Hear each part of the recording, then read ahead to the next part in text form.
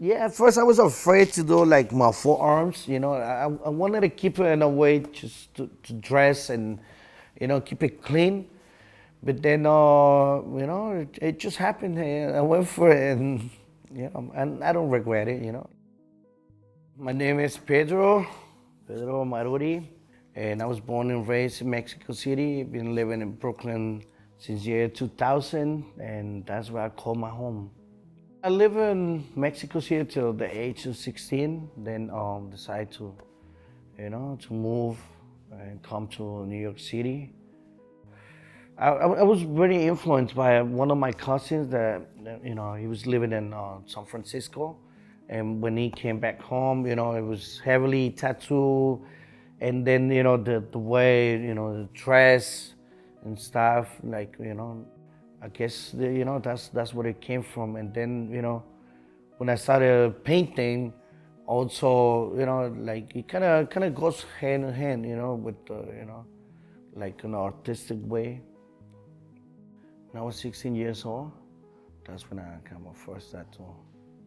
Started drawing on my leg and, kind of wanted to, get a tattoo. Wanted to see what a sensation would have felt like. I grabbed a needle, inked, and I started doing my last name on my leg.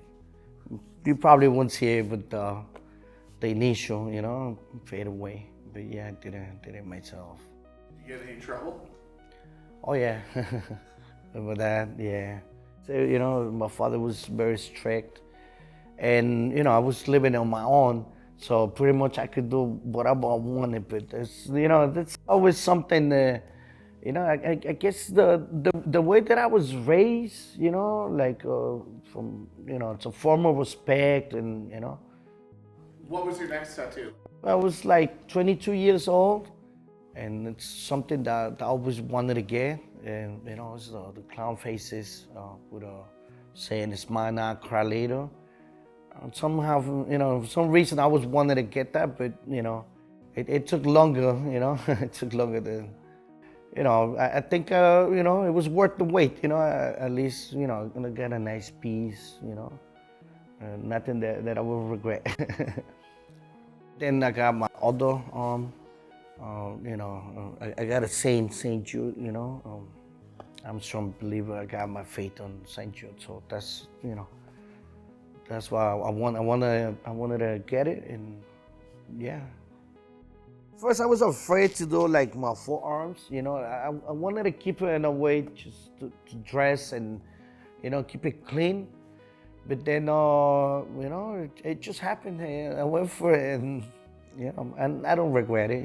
Like I said, I mean, they got their own perspective of art, and they see it's it's a formal expression, different type of art as well. I always liked the style, black and gray. My background is Mexican, right? It's a cartoon, and yeah, it has like a lot of impact on culture. We do the research because then it's gonna be people curious about it, and it's more like get to study more the depths, the roots of the culture. Like let's just say the leg is Mexica. So on this project is doing like deep research, like pieces from museums. And yeah, you getting to know more of the culture, so everything is planned. Your back piece is Oh. insane. Who did that? How did that come along? The artist is Snappy Palma from JP Ink Studios. And well, it's a never ending piece, always adding, always financing the piece. It's been on the works for like 18 months pretty much. I mean, I love it, like I see the process and the product, final product, and it's coming along, yeah. I would say some people would not understand the process within, having a place like that, I guess, Now, not everyone would see it the same way, but me, like it feels good, when people see it, and they see that something, that's no very usual. I would say that they understand the work.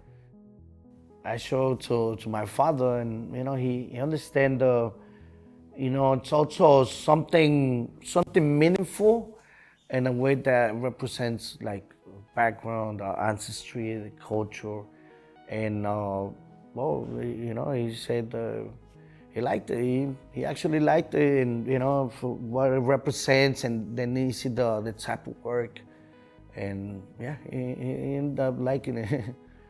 I kind of needed that acceptance from my father. Let's just say, because I mean, sometimes it's tattoos, the word tattoo people. It's associated with things, like criminals and stuff like that.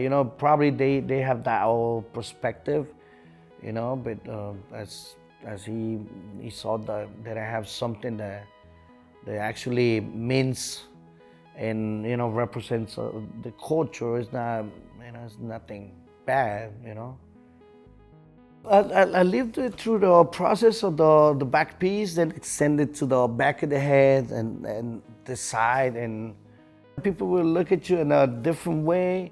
I mean, due to my work, I do the height and finishes, so I have to deal with the architects, designers, and stuff. So they might not see it so good, but then at the end of the day, I guess they understand this another form of art. They see art and their perspective, but then when they see it, I mean, yeah, it changes. I mean, it's not like they look at it in a bad way, like, and sometimes they even ask, they see the work, and they like it. I've been collecting from, I mean, I would say friends also, because eventually I started as an artist, but then so many hours, and I call it therapy, like going to a shrink and you talk to them for hours, you're sitting there for hours.